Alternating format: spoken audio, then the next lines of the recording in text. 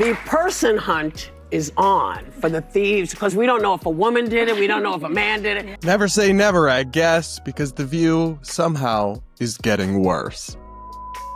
Welcome back to the channel and welcome back to another short form video. We're going to talk once again about the lovely and brilliant ladies over on The View, the bastion of insight and wisdom on ABC News, because this might, I'm warning you now, this might make you pull your hair out a little bit, but a moment is going viral where Whoopi Goldberg was discussing the big heist in France at the Louvre, and she said something strange. Make sure you subscribe, like, yada, yada, yada, and now let's take a look. Welcome back.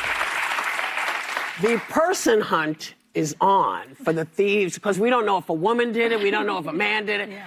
So I don't want to say the man hunt, but the person hunt is on for the thieves who stole priceless royal jewelry from the Louvre Museum in Paris in a daring daylight heist that sounds right out of a movie. Am I allowed to rage quit my own show?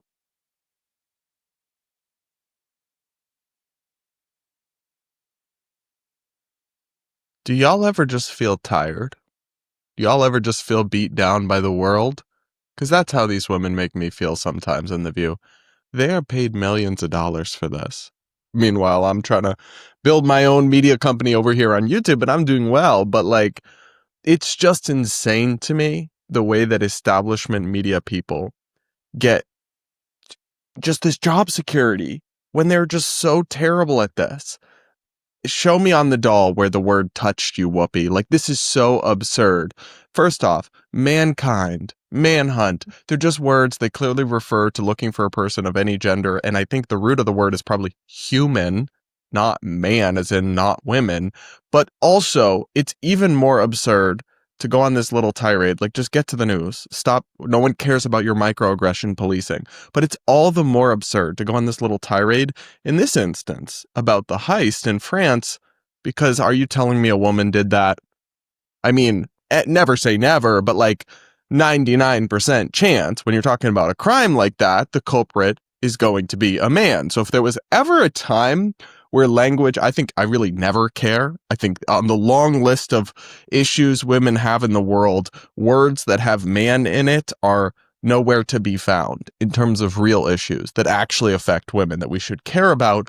But even in a case where, say, you were not trying to generalize in situations where it could be both genders, this isn't that, okay? This is a case where 99+% of the time it's going to be a woman. And really, anytime you have a manhunt and a criminal is on the loose, odds are it's going to be a man, okay? Like, not always, but strong odds.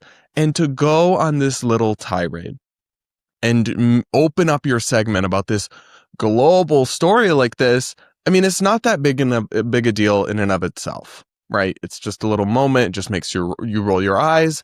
But it's so indicative of, like, the things that these people think about. A normal person would never even have that thought.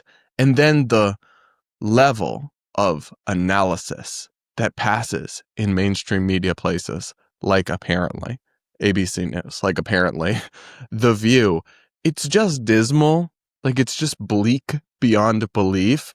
And as an independent journalist, it really is demoralizing, this kind of thing. And so was another thing that I've been seeing all across the media. Karine Jean-Pierre, you know, the Biden press secretary, who then quit the Democratic Party, declared herself an independent. She really makes very little sense, but she's doing a media tour right now and giving us some more of this kind of cringe, vapid, identity-based analysis. Let's listen to a clip of her. How to move forward. And for me, as a Black woman, as a person who's also LGBTQ. Okay, pause. Never start a sentence like that. I'm sorry. Really, I mean, maybe I have once or twice if it's directly relevant to what we're talking about. But first off, no one is LGBTQ. I think she's bisexual, so she's B. She's not all of the above. And then two, as a Black woman, as this, as that, those qualifiers don't actually make anything you're about to say more or less true. Checking a box on the census is not a qualification. It does not give you expertise. It's just a very identity obsessed way of looking at the world and framing your perspective that I think is never a good sign. But let's keep going. I feel as if those communities that I am part of largely get taken for granted. And I see that today in groups that are being thrown under the bus for a short-term win. And it is not the big tent party that I loved and enjoyed and was part of and fought for. So here she appears to be saying that part of the reason that she's quitting the Democratic Party is that they didn't stand up for Black women and LGBTQ enough. What reality is she living in? The White House she worked in for 4 years went all in on all of this, lighting up the White House in rainbow colors, inviting trans influencers who then go on to flash their artificial breasts at the White House, having Dylan Mulvaney, the radical trans activist influencer, to the White House to talk about child sex changes and other stuff.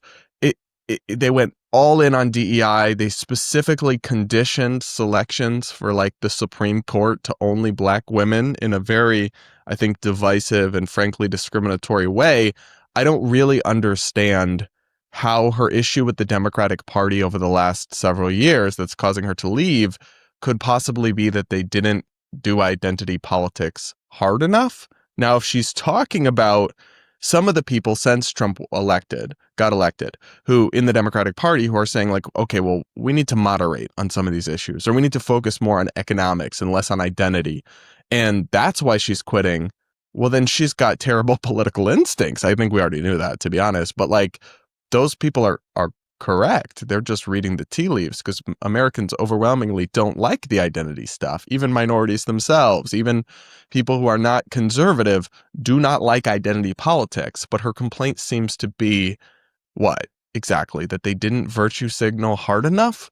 It's so fascinating because I think what she is doing right now with this media tour is she's clearly auditioning for something. She's trying to put herself out there. She's doing all these media opportunities and she's trying to show I'm strong. I'm a powerful, articulate, independent person. I can make the case on television well, and it's not working.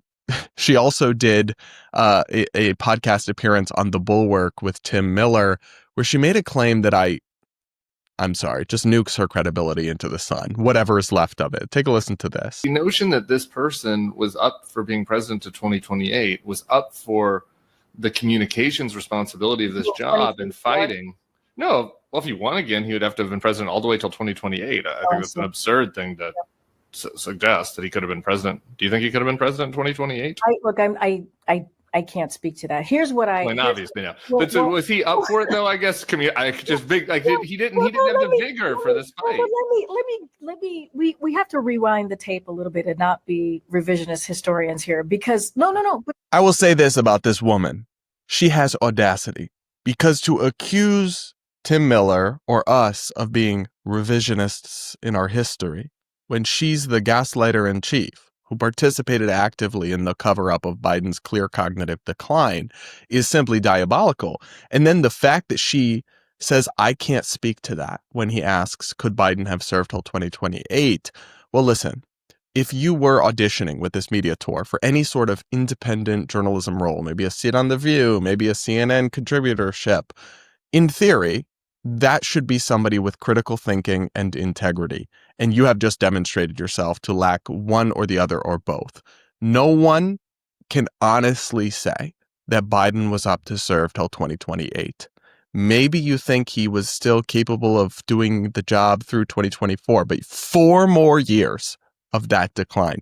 No one honest could say that, and especially not somebody who had been with him through all of this and had seen it up close and personal. So she is, even though she's leaving the Democratic Party and calling herself an independent, she's still a partisan hack. That much is clear from this, because she should have said, yes, Honestly, if he'd won again, he would have probably had to step back and we would have just made Kamala president. That was our real plan. That would at least be honest, and we could talk about it, whether that's fair, whether that's good, whether that's right, whether that's wrong.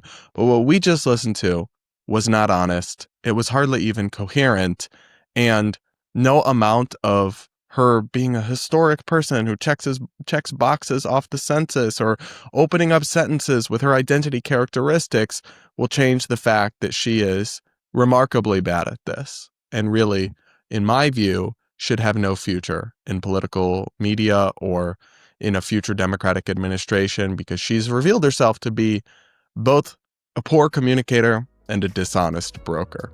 But who knows?